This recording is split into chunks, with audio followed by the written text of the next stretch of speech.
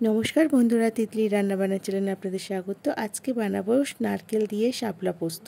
এর জন্য আমি এখানে নারকেল, পোস্ত আর একটু সর্ষেও নিয়েছি আর কাঁচা লঙ্কা একসাথে বেটে নেব। এরপর কড়াই গরম হয়ে গেছে, এর মধ্যে তেল দিয়ে কালো জিরে আর শুকনো লঙ্কা ফোড়ন দিয়ে দিলাম। এরপর আমি এর মধ্যে শাপলাটা দিয়ে ভালো করে ভেজে নেব।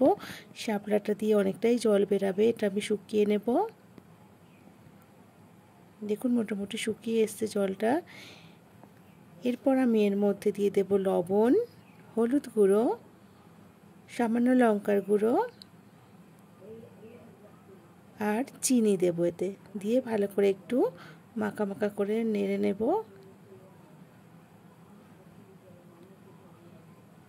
এরপর আমি নারকেল বাটা, পোস্ত বাটাটা একসাথে যেটা বেটে রেখেছিলাম সেটা দিয়ে ভালো করে এটা মাখিয়ে নেব। নিয়ে একটুখানি নাড়াচাড়া করে নামিয়ে নেব। দেখুন তৈরি হয়ে গেছে নারকেল দিয়ে শাপলা পোস্ত। কেমন লাগলো কমেন্ট করে জানাবেন।